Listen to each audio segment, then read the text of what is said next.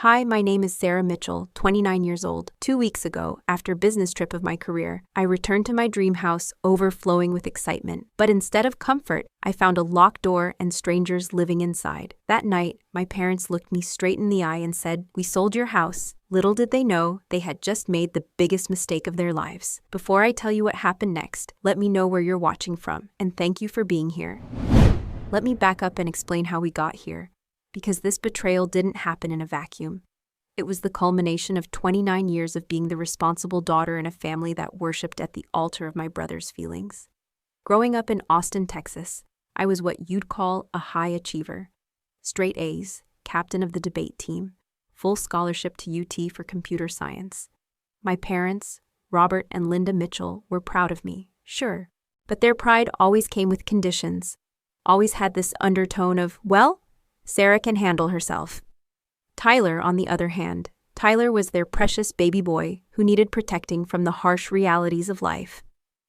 When I was working 3 part-time jobs in high school to save money for college expenses my scholarship wouldn't cover, Tyler got a brand new Jeep Wrangler for his 16th birthday. When I graduated summa cum laude and landed my dream job at a major tech company, we had a quiet dinner at Applebee's. When Tyler dropped out of community college after 1 semester because the professors didn't understand his learning style, my parents threw him a finding yourself party and promised to support him while he figured things out. That was 4 years ago. He's still figuring it out. The pattern was always the same. I succeeded. I got a pat on the head and expected to be grateful. Tyler failed. He got a safety net and endless understanding. My parents missed my high school graduation because Tyler had an anxiety attack about a girl not texting him back. They skipped my college graduation party because Tyler's car broke down, and he needed them to drive 3 hours to pick him up instead of just calling a tow truck. But the house was supposed to be different. It was supposed to be mine. I'd been saving for a down payment since I was 23, living in a tiny studio apartment, bringing lunch to work every day, driving a 10-year-old Honda Civic while my friends were leasing BMWs. For 6 years, I saved every penny I could. When I finally found the perfect place, a beautiful 1,800-square-foot ranch in Westlake Hills with huge windows and a backyard perfect for the herb garden I'd always dreamed of. It cost $340,000. I had saved $136,000 for the down payment, which was 40% of the purchase price. Here's where my grandmother Maggie comes into the story. Grandma Maggie Thompson had been the one person in my family who truly saw me. She was a retired elementary school teacher, tough as nails, with this way of cutting through my parents' nonsense. "A woman needs her own space, honey," she used to tell me. "Never depend on anyone completely, not even family, especially not family." When Grandma Maggie passed away 2 years ago, she left each of her children, including my dad, a portion of her estate. My parents inherited $68,000, which was exactly the remaining 20% I needed for my down payment. "We want to help," my dad had said. "Family investment. We'll be co-owners, but it's really your house." I should have listened to my gut. I should have found another way, but I was so grateful and they seemed so genuine. And I thought maybe finally, I was getting the family support Tyler had always taken for granted. So we bought the house together. 60% mine through the trust Grandma Maggie had insisted I set up. 20% theirs, 20% mortgage. For 6 months, it was perfect. I converted the spare bedroom into a home office with dual monitors and floor-to-ceiling bookshelves. I planted basil and rosemary and cherry tomatoes in the backyard, just like Grandma Maggie had taught me. I hosted family dinners every Sunday, cooked elaborate meals, and for the first time in my life, I felt like I had arrived. Then came the opportunity that changed everything. My boss at TechFlow Solutions approached me with the chance of a lifetime. Google and Apple were both interested in the AI algorithm I'd been developing for predictive user interface design. If I could present it successfully, we were talking about promotions, stock options, maybe even offers from the tech giants themselves. The presentations were scheduled for 2 weeks in March. I'd be flying to Silicon Valley, staying at the Marriott in Palo Alto, and essentially auditioning for the next level of my career. Around the same time, Tyler was going through his latest crisis. His girlfriend Madison, a sweet girl who worked at a local veterinary clinic, had finally had enough of his unemployment and general lack of direction. She'd broken up with him after 4 months of dating, and Tyler was acting like his world had ended. "I need to get away," he kept saying, sprawled on my parents' couch in the same clothes he'd worn for 3 days. "I need to clear my head, maybe travel somewhere exotic, show Madison what she's missing." He'd been researching luxury destinations online: Bora Bora, the Maldives, Santorini. Places that cost more for 1 week than Tyler had earned in the past year. "How are you going to afford a trip like that?" I asked during one of our family dinners. Tyler shrugged. "I'll figure something out. Maybe Mom and Dad can help." My parents exchanged a look I couldn't quite read. "We're not made of money, Tyler," Mom said, but her tone was gentle, already making excuses. "Maybe something closer to home? San Antonio has some nice resorts." Tyler rolled his eyes. "San Antonio isn't going to impress anyone." That's when he turned to me with this calculating look I'd never seen before. "Hey Sarah, you've got a lot of equity built up in that house, right? Like, if you had to sell tomorrow, you'd walk away with what? 200 grand? The question made me uncomfortable in a way I couldn't articulate.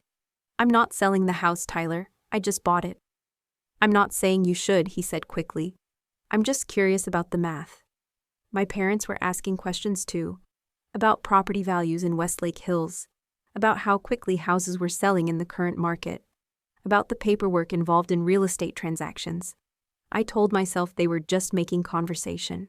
I told myself I was being paranoid. The night before I left for California, I was packing in my bedroom when I heard my parents talking in the kitchen. "She'll never know until it's too late," my dad's voice drifted up the stairs. "Are you sure we can pull this off?" That was my mom, sounding nervous. "Trust me," my dad replied. "By the time she gets back, it'll be done and there won't be anything she can do about it." I convinced myself they were planning a surprise party for my return.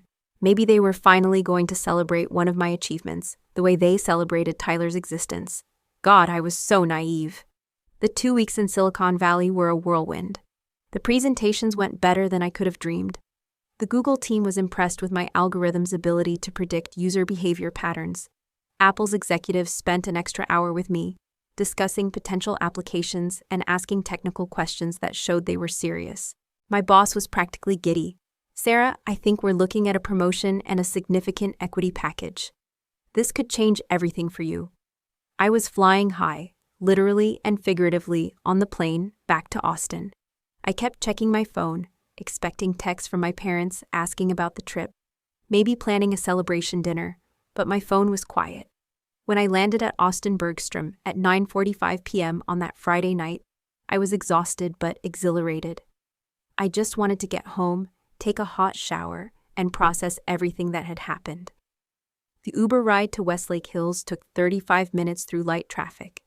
I was already planning my weekend, sleeping in, grocery shopping for a celebratory dinner, maybe calling my cousin Jenny to share the good news. But when we pulled up to my house, something was wrong immediately. The porch light was off, even though I had it on a timer. There was a car I didn't recognize parked in my driveway, a silver Honda Accord with Colorado plates. And when I tried to open my garage with the remote, nothing happened. "Must be a dead battery," the Uber driver said helpfully. But as I walked toward my front door, key in hand, I could see lights on inside, and I could hear voices, adult voices having a conversation in what sounded like my living room. My key wouldn't turn in the lock. I tried it again, thinking maybe I was just tired and doing something wrong. Nothing. It was like the lock had been changed. That's when panic started setting in. Had there been a break-in? Had something happened to the house while I was gone? Why weren't my parents answering their phones? I walked around to the back door, hoping maybe they'd had to change the locks for security reasons, and just forgot to tell me. Same thing. My key didn't work. Through the kitchen window, I could see people moving around inside. A middle-aged couple I'd never seen before, talking casually like they owned the place. Because I would soon learn, they did. My hands were shaking as I called my dad's cell phone. "Dad, something's really wrong," I said when he picked up. "There are strangers in my house, and my keys don't work, and..." Oh, just that. Oh.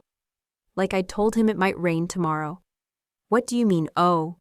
"Dad, I think someone broke into my house. Should I call the police?" No, don't call the police. You should come over here. We need to talk." The drive to my parents' house in the suburbs took 15 minutes that felt like 15 hours. I kept calling them back, but no one was answering. I tried Tyler's phone, straight to voicemail. By the time I pulled into their driveway, my mind was racing through possibilities. Maybe there had been a gas leak and the city had evacuated the house. Maybe there had been some kind of emergency, and they'd had to let the authorities in. Maybe I was overreacting, and there was a perfectly logical explanation. I walked through their front door using my childhood key, and that's when I saw Tyler on the couch. He was wearing a new outfit I'd never seen, designer board shorts and a linen shirt that probably cost more than his last job paid in a week. His hair was sun-bleached, his skin was golden brown, and he was scrolling through his phone with this expression of pure satisfaction. "Sarah," he said, looking up with a grin. "Perfect timing. You have to see these photos." He turned his phone toward me, and I found myself looking at images that made no sense. Tyler lounging on a pristine white beach with turquoise water in the background.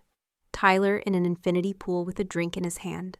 Tyler in front of an overwater bungalow that looked like something from a travel magazine. "Bora Bora," he said proudly. 2 weeks at the Four Seasons. Private butler, unlimited room service, helicopter tour of the whole island chain. And look at this. He swiped to a video of himself getting a couple's massage with some girl I'd never seen before. Met this amazing woman from France. Instagram influencer. We're probably going to keep seeing each other. I stared at the phone, trying to process what I was seeing. "Tyler, how did you afford this? You've been unemployed for months." That's when I noticed my parents sitting at their dining room table, looking like they'd been caught doing something they shouldn't have been doing. "Well," my dad said, clearing his throat, "that's what we need to talk to you about." My mom fidgeted with her napkin, not meeting my eyes. "Honey, sit down. This is going to be a lot to process." But I remained standing, some instinct telling me I needed to be ready to run. "What's going on? Why are there people in my house? Why don't my keys work?" Tyler jumped up from the couch, suddenly animated. "Oh man, you should have seen this place. The restaurant was literally underwater, like you're eating dinner surrounded by fish and sharks and everything. And the spa. They had this thing where they cover you in volcanic sand and—" "Tyler, shut up for a second," I snapped. Something I'd never done before. "Mom, Dad, I need you to explain to me why I can't get into my own house." My parents looked at each other, having some kind of silent conversation. Finally, my dad stood up and walked over to me. "Sarah, we made a decision while you were gone. A financial decision that was necessary for the family." "What kind of financial decision?" "We sold the house." The words hit me like a physical blow. I actually took a step backward, bumping into the wall behind me. "You what?" "We sold your house," he repeated, his tone matter-of-fact, like he was discussing the weather. "Got a great price too, all cash offer. The buyers were eager to close quickly, so we were able to wrap everything up in 10 days. I felt like I was drowning. "You sold my house? How could you sell my house? It's my house." "Well, technically, it's our house too," my mom said quietly. "We're co-owners, remember? We have just as much right to make financial decisions as you do." Tyler piped up from the couch. The timing actually worked out perfectly. I needed to get away after the whole Madison thing, and you were already going to be out of town anyway. I turned to stare at him. "Are you telling me that you used the money from selling my house to pay for your vacation?" "Not just the vacation," my dad said. "We needed a new car, too. The Honda was starting to have transmission problems, and with your mother's commute to work, you bought a car?" I walked to the front window and looked out at their driveway. Sitting next to their old Honda was a brand new silver SUV with temporary tags. "It's a Lexus," my mom said defensively. "We got a good deal, and it'll last us for years. It's an investment." I turned back to them, and I think that's when the reality of what they'd done really hit me. Not only had they sold my house without telling me, they'd spent the money before I'd even landed at the airport. "So let me get this straight," I said, my voice eerily calm. "While I was in Silicon Valley, potentially launching my career to the next level, you forged my signature on legal documents, sold the house I worked 6 years to buy, and used the money to send Tyler to Bora Bora and buy yourselves a luxury SUV." "We didn't forge anything," my dad said quickly. "We're co-owners. We have legal right to sell. Not without my signature, you don't." Well, my mom said, your father is very good at signatures. He used to help me sign permission slips when you kids were little and I was at work. My dad shot her a look. Linda, don't. But the damage was done. She'd just admitted they'd forged my signature. Tyler was still scrolling through his vacation photos, completely oblivious to the legal implications of what our parents had done. You should have seen the sunset from the overwater bungalow, he said. I posted a time-lapse on Instagram that got like 3,000 likes. I looked at my family, really looked at them, and realized I was seeing them clearly for the first time in my life. My dad, who'd been unemployed for 2 years, but somehow still felt entitled to make major financial decisions with my money. My mom, who worked part-time at a grocery store, but thought nothing of spending tens of thousands of dollars on a luxury car. And Tyler, who'd just spent more money on a vacation than most people make in a year, and was already planning his social media strategy around it. You know what the crazy thing is, I said? And I could hear my voice getting stronger. I would have helped if Tyler had come to me and said he was struggling after his breakup, if he'd asked for help planning a reasonable trip to clear his head. I probably would have given him a few $1,000s. Tyler looked up from his phone for the first time. A few thousand. Do you know how much this trip cost? How much? He grinned proudly. $47,000. 2 weeks at the Four Seasons Bora Bora. First-class flights, helicopter tours, private dining experiences. And that's not even counting what I spent shopping and going out. I felt the blood drain from my face. $47,000. Worth every penny, Tyler said. Madison's going to be so jealous when she sees my posts. Her new boyfriend is some boring accountant who probably takes her to Olive Garden for special occasions. That's when my dad walked over and put his hand on my shoulder in this patronizing way that made my skin crawl. Sarah, I know this is a shock, but you need to understand that family comes first.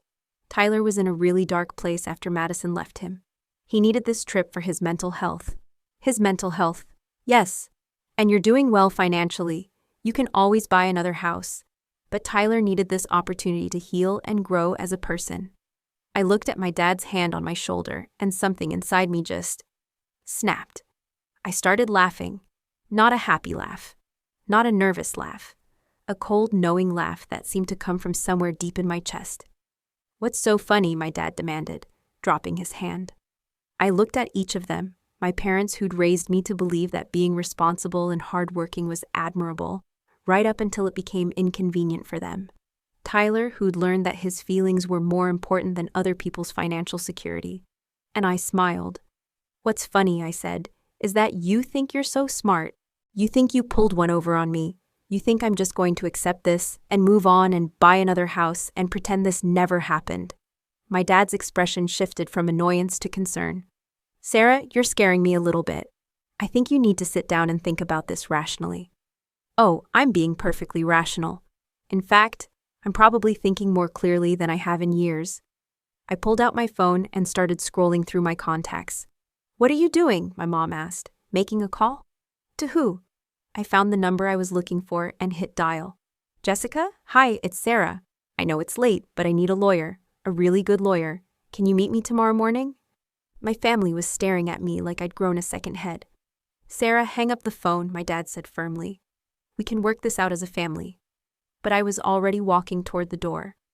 Where are you going? My mom called after me. To a hotel. And then tomorrow I'm going to start fixing the biggest mistake I ever made. What mistake? Tyler asked, finally looking worried. I turned back to them one more time, and I was still smiling that cold, knowing smile. Trusting you. I spent that night in a Hampton Inn near downtown, staring at the ceiling and making lists on hotel stationery. What I knew, my parents had sold my house without proper legal authority. They'd forged my signature on documents. They'd spent the money before I even knew what was happening. What they didn't know, Grandma Maggie had been smarter than all of us combined. When she'd insisted I set up a family trust to purchase the house, I thought she was just being overly cautious. Grandma Maggie had lived through the Depression, and she was always worried about protecting assets and making sure family members couldn't take advantage of each other. You never know, she'd told me while we were sitting at her kitchen table, going over the paperwork. Sometimes the people closest to you are the ones you need protection from most. The trust documents were specific. While my parents were listed as minority owners, Any major financial decision, like selling the property, required unanimous consent from all trustees, and I was the primary trustee. But there was more. There was something I'd never told my family about, something Grandma Maggie had made me promise to keep secret until I turned 30. There was additional money. A lot of additional money. Grandma Maggie had been incredibly frugal her entire life, and she'd invested wisely. When she died, she left a substantial amount in a separate trust fund, $200,000 that was meant to be mine when I turned 30, plus smaller amounts designated for my parents and Tyler. But the trust had a very specific clause that Grandma Maggie had insisted on including. Any family member who attempts to defraud, manipulate, or take advantage of the primary beneficiary will forfeit all rights to any distributions from this trust. My parents and Tyler had just triggered that clause in the biggest way possible. I called Jessica at 7 a.m. "Sarah, what's wrong? You sounded panicked last night." Jessica Martinez had been my roommate in college and was now one of Austin's most respected family attorneys. She specialized in estate law and had seen every kind of family drama imaginable. I explained the situation, and there was a long silence on the other end of the phone. "Sarah, what your parents did is felony fraud. We're talking about forgery, identity theft, possibly wire fraud depending on how the transaction was handled. This isn't a family disagreement. This is a criminal matter. Can we get the house back?" "Absolutely. The sale is void because they didn't have legal authority to sell trust property. But we need to act fast. Have you contacted the buyers?" That afternoon, Jessica and I met with David Rodriguez, who specialized in real estate fraud. David had contacted the new owners, the Hendersons, a retired couple from Colorado who'd moved to Austin to be closer to their grandchildren. "They had no idea," David explained. "They were told you were selling because of a job relocation to California. All their communication was through your father, who claimed to be acting as your representative. They're horrified and completely cooperative. The Hendersons had already moved in and started making modifications to the house. They'd painted the master bedroom and installed new ceiling fans. But they agreed to reverse the sale and were working with their attorney to recover their costs." "What about criminal charges?" I asked. Jessica and David exchanged looks. "That's up to you," Jessica said. "But Sarah, I need you to understand something. If we pursue criminal charges, this will tear your family apart permanently. Your parents could face prison time. They committed crimes. Yes, they did. And you have every right to hold them accountable. But I want you to think about this carefully. Once we involve the police, there's no going back." I thought about Tyler's vacation photos. I thought about my parents' new Lexus. I thought about $47,000 spent on a luxury vacation while I was working 18-hour days in Silicon Valley. "Let's call the police." Detective Amanda Foster took my statement that evening. She was a tall woman in her early 40s, with gray streaks in her dark hair and the kind of direct manner that made me feel like she'd seen everything. "This is pretty cut and dried," she said, reviewing the documents Jessica had prepared. "Forgery, fraud, identity theft. The fact that they spent the money immediately shows intent. We'll need to execute search warrants to recover evidence, but frankly, it sounds like they're not even trying to hide what they did. What happens next? We arrest them. They'll be charged, arraigned, and then it depends on whether they want to fight this or accept a plea deal. Given the evidence, I'd be surprised if this goes to trial." That's when I asked the question I'd been dreading. "What about my brother? He didn't forge the documents, but he spent the money." Receiving stolen property, conspiracy, possibly accessory after the fact.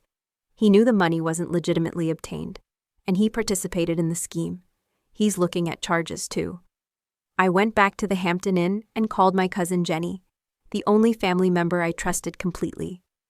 "Sarah, oh my God," she said when I explained the situation. "I knew Uncle Robert was selfish, but I never thought he'd do something like this. Jenny, I need you to do something for me. I want to call a family meeting. This Sunday at Tony's on the lake. I want everyone there, aunts, uncles, cousins. I want witnesses. What are you planning?" "I'm going to give them one chance to make this right, and if they don't, I'm going to make sure everyone knows exactly what kind of people they are." Sunday arrived gray and drizzly, typical March weather in Austin. I'd reserved the private dining room at Tony's on the lake, a nice restaurant that was neutral territory, public enough that my parents couldn't cause a scene, private enough for a family conversation. I arrived early with Jessica and Detective Foster, who was off duty but had agreed to be present as a witness. My extended family started arriving around noon. Aunt Patricia and Uncle Mike, my dad's sister and her husband, Cousin Jenny and her boyfriend Mark, Uncle Stephen and Aunt Carol from my mom's side. About 12 people total, all looking curious about why I'd called this gathering. My parents and Tyler arrived last, and I could tell immediately that they'd been arguing in the car. Tyler looked defensive and sullen. My mom's eyes were red like she'd been crying. My dad looked angry. "Sarah," he said as they took their seats, "I hope you're not planning to air family business in front of everyone." "Actually, Dad, that's exactly what I'm planning to do." I stood up at the head of the table and the room got quiet. "I called you all here because I wanted you to hear this directly from me, not through rumors or secondhand information. While I was in California 2 weeks ago, my parents sold my house without my knowledge or consent. They forged my signature on the legal documents and used the money to pay for Tyler's vacation to Bora Bora and to buy themselves a new car." The silence was immediate and complete. Uncle Mike was the first to speak.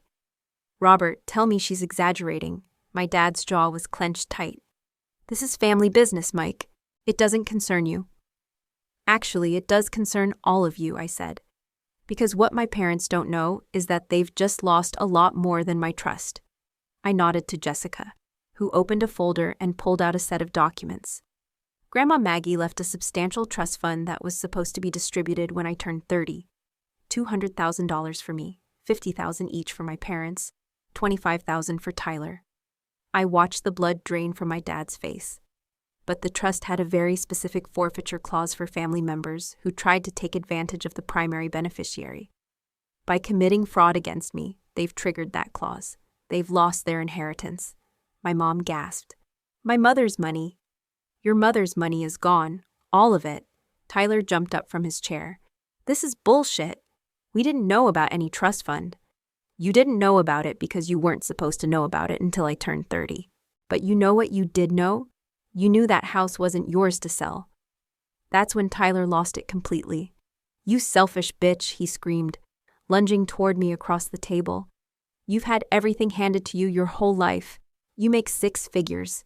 You can buy another house." He grabbed my arm and shoved me hard against the wall behind me. My head hit the corner of a picture frame, and I felt something warm running down the side of my face. The room exploded into chaos. Uncle Mike jumped up and grabbed Tyler, pulling him away from me. "What the hell is wrong with you?" My dad leaped to his feet. "Tyler, you don't put hands on your sister." But Tyler was beyond rational thought. "She's trying to destroy our family, over a stupid house. She has everything and we have nothing." That's when my dad, to my complete shock, slapped Tyler hard across the face. The sound echoed through the room like a gunshot. Tyler staggered backward, holding his cheek, staring at our father in disbelief. "You hit me," he said, his voice small and childlike.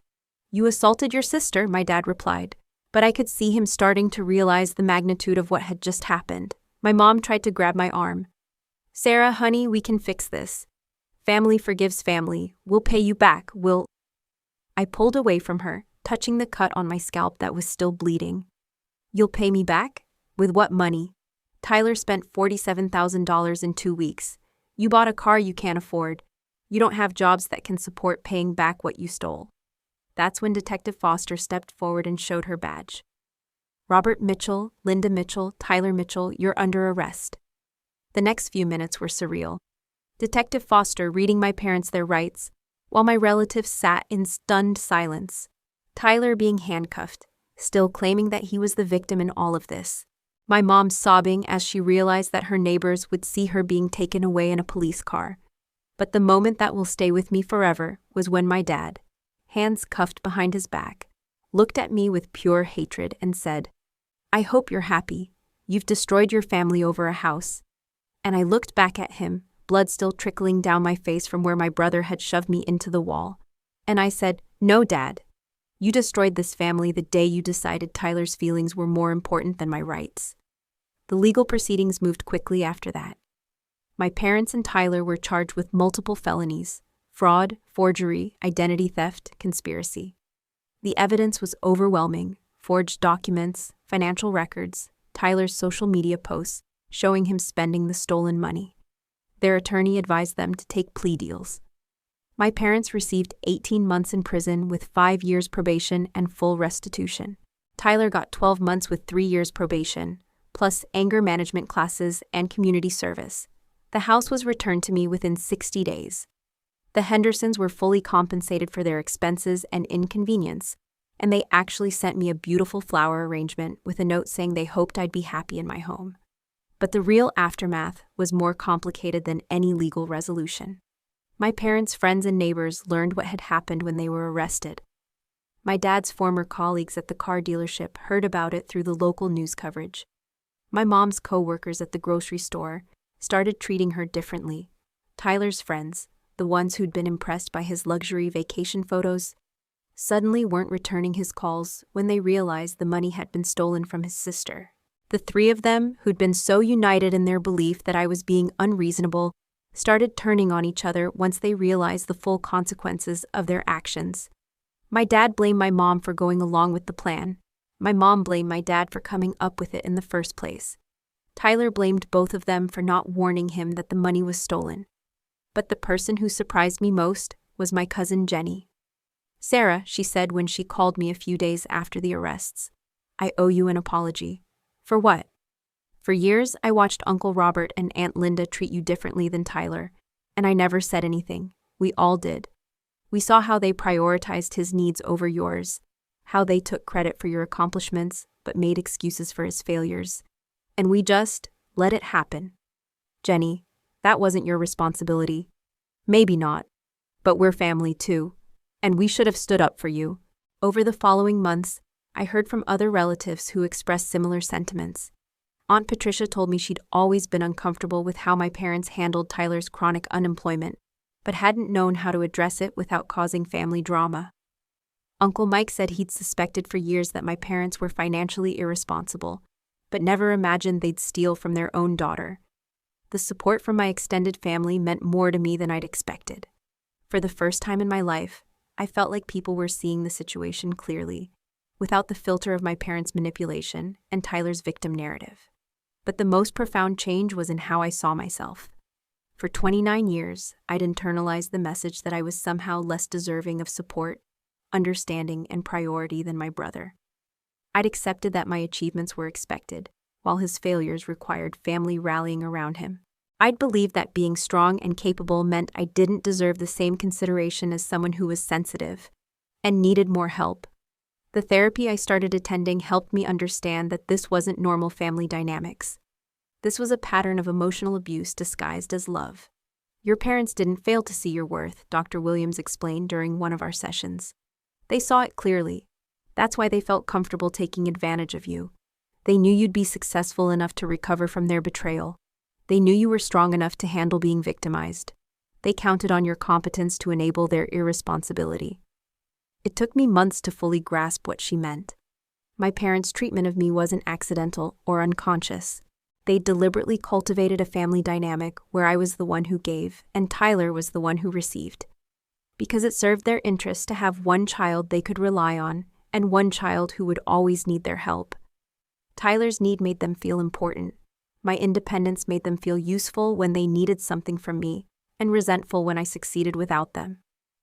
6 months after the arrests, I got a letter from Tyler in prison. He'd been transferred to a medium security facility about 2 hours outside Austin, and apparently he'd been thinking about our situation. The letter was 3 pages long, handwritten on lined paper, and it started exactly the way I expected. "Sarah, I've been doing a lot of thinking, and I realize now that what we did was wrong. I want you to know that I'm sorry for my part in everything that happened. But as I read further, it became clear that Tyler's idea of taking responsibility was very different from actual accountability. He was sorry for getting caught. He was sorry that the consequences were so severe. He was sorry that I'd overreacted by involving the police. But he wasn't sorry for believing that my financial security was less important than his emotional comfort. "I know you're mad," he wrote, "but I hope you can understand that I was in a really dark place after Madison left me. I wasn't thinking clearly. Maybe when I get out, we can start over and you can help me get back on my feet." I read the letter twice, and then I threw it away without responding. 2 weeks later, I got a call from my mom. She'd been released on bail pending her sentencing, and her voice sounded smaller than I'd ever heard it. "Sarah, honey, I know you're angry with us, but we're still your family. I was hoping maybe we could meet for coffee and talk about how to move forward." "What would you like to talk about, Mom?" "Well, I was thinking maybe there's a way to work out the money situation. Your father has been looking for work, and I could pick up more hours at the store. And maybe we could set up a payment plan for what we owe you." She was still thinking in terms of financial transactions, as if the problem was that they'd taken my money without asking, rather than that they'd betrayed my trust so completely that I could never feel safe with them again. "Mom, the house has been returned to me, and restitution is being handled through the court system. There's nothing for us to work out financially. But what about the family? What about holidays and birthdays and Sunday dinners? We can't just stop being a family." I looked around my reclaimed house, the herb garden that was thriving again, the home office where I was preparing for my promotion, the living room where I now hosted dinners for people who actually valued my presence rather than what I could provide. "You're right," I said. "We can't stop being a family, but we can stop pretending we were ever a healthy one." The silence stretched long enough that I thought she might have hung up. Finally, she said, "Sarah, you're scaring me. You're not the same person you were before all this happened." "You're absolutely right, Mom. I'm not." That was the last conversation I had with my mother. My dad never called. Tyler sent 2 more letters from prison, both asking for money for commissary items and phone calls. I returned them unopened. The house that had been the center of so much betrayal became my sanctuary again, but in a different way than before. I wasn't just reclaiming physical space. I was reclaiming my right to prioritize my own well-being. I started hosting dinner parties for friends and colleagues, cooking elaborate meals that I actually got to enjoy instead of watching other people eat while managing their emotional needs. I joined a hiking group and discovered that I loved spending weekends on the trails around Austin, something I'd never had time for when I was constantly managing family crises. I began dating Marcus, a software engineer I met through work, and for the first time in a relationship, I didn't feel like I had to minimize my successes or apologize for my achievements. The promotion I'd been working toward came through 6 months after I returned from Silicon Valley. Along with it came stock options that more than made up for the money my family had stolen and spent. But the most significant change was internal. I stopped jumping every time my phone rang, worried that someone in my family needed something from me. I stopped feeling guilty for having a nice house and a successful career, while Tyler struggled to find direction. I stopped believing that my strength was a reason to give other people permission to hurt me. A year after the confrontation at the restaurant, Jessica invited me to her wedding. During the reception, she pulled me aside. "I have to tell you something," she said. "Watching you handle what your family did to you, the way you stood up for yourself, the way you refused to let them gaslight you into thinking their behavior was acceptable. It inspired me to set some boundaries with my own family." She explained that her parents had been pressuring her to lend money to her brother's failing business, using emotional manipulation and guilt to try to convince her that family loyalty required financial sacrifice. "I kept thinking about what you said that day in the restaurant, about how real family lifts you up instead of tearing you down to build themselves up. So I told my parents no, and I explained that love shouldn't come with financial obligations." Her story reminded me that my family's dysfunction wasn't unique.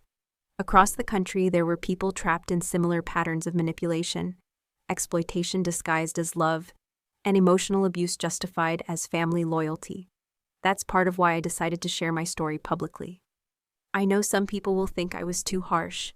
They'll say that family should forgive family, that I should have found a way to work things out without involving the police, that destroying relationships over money isn't worth it. But this was never really about money. It was about respect. It was about the right to make decisions about my own life. It was about refusing to accept that being capable and responsible meant I deserved to be taken advantage of. The last time I drove past my parents' old neighborhood, there was a for sale sign in their front yard. I heard through Jenny that they'd been unable to make the mortgage payments after my dad lost his job, and my mom had her hours cut at the grocery store. The legal fees and restitution had drained what little savings they'd had. Tyler was released from prison after serving 8 months. According to social media posts from mutual friends, he moved to Dallas and was working at a call center, living in a studio apartment and taking the bus to work. I felt nothing. No satisfaction, no vindication, no regret. They were people I used to know who had made choices that led them to where they were. The relationship I have now with the concept of family is completely different than what I grew up with. Family, to me, is Jessica, who dropped everything to help me when I needed legal advice. It's Marcus, who celebrates my professional victories without feeling threatened by them. It's Jenny and the relatives who reached out to apologize for years of silent complicity. It's my hiking group, my work colleagues, the neighbors who bring me vegetables from their gardens. Family is people who show up for you consistently, who respect your boundaries, who want to see you succeed because they love you, not because your success benefits them. Last month, I got an unexpected piece of mail. It was a card from the Hendersons, the couple who'd unknowingly bought my stolen house. They'd moved to a different neighborhood in Austin and wanted to let me know they were happy in their new home. "We think about you often," Mrs. Henderson had written, "and hope you're enjoying your house. We were so sorry to be part of something that hurt you, even though we didn't know it at the time. Thank you for handling a difficult situation with such grace." Grace, that's not a word I would have used to describe my handling of the situation. I felt like I'd been angry, calculating, and ruthless. But maybe grace doesn't always look like forgiveness and reconciliation. Maybe sometimes grace looks like refusing to enable people who harm you. Maybe grace is protecting yourself so that you can be fully present for people who actually deserve your energy. 2 years after that night when I came home to find strangers in my house, I'm sitting in my herb garden on a Sunday morning, drinking coffee and planning my week. The basil is thriving, the tomatoes are starting to turn red. The rosemary has grown into a bush that reminds me of the one in Grandma Maggie's yard. I have a job I love, a relationship that energizes me instead of draining me, friends who show up when I need them, and celebrate when good things happen to me. I own my house completely now, not just legally, but emotionally. It's not a symbol of what I achieved despite my family's dysfunction. It's simply the place where I live and create and rest and grow. Sometimes I wonder what would have happened if I'd chosen differently that night, when I found out what my parents had done. If I'd accepted their explanation, swallowed my anger, figured out how to rebuild my life around their betrayal. I think I would have spent the rest of my life walking on eggshells, afraid to succeed too much because it might make Tyler feel bad, afraid to invest in anything that mattered to me because someone might decide they needed it more than I did. Instead, I learned that I'm strong enough to survive being disowned by people who never really valued me in the first place. I learned that I'm worthy of relationships where love doesn't come with conditions and strings attached. Most importantly, I learned that choosing yourself isn't selfish, when the alternative is allowing other people to choose themselves at your expense. If you're listening to this story and recognizing patterns from your own life, family members who take your generosity for granted, relatives who expect you to set yourself on fire to keep them warm, people who love what you can provide more than who you are, I want you to know that you deserve better. You deserve people who celebrate your successes instead of resenting them. You deserve relationships where you can trust that the people who claim to love you won't steal from you, lie to you, or assault you when you try to protect yourself. You deserve to build a life based on your own values and priorities, not on managing other people's emotions and poor choices. The family you're born into gives you a starting point, but it doesn't have to be your ending point. You get to choose who has access to your time, your energy, your resources, and your heart. And if the people who raised you can't respect that choice, that tells you everything you need to know about whether they deserve a place in the life you're building. Sometimes the most loving thing you can do, for yourself and for them, is to stop enabling their dysfunction and start living like you matter. Because you do matter. Your dreams matter. Your boundaries matter. Your right to make decisions about your own life matters. And anyone who tells you otherwise is telling you more about themselves than they are about you. Thank you for listening to my story. If it resonated with you, I'd love to hear about your own experiences with setting boundaries and choosing the family that actually chooses you back. And remember, you're stronger than you think, and you deserve relationships that honor that strength instead of exploiting it. The house my family sold to fund their selfishness is now filled with people who genuinely care about my well-being. That's not irony, that's justice. And it's exactly what Grandma Maggie would have wanted.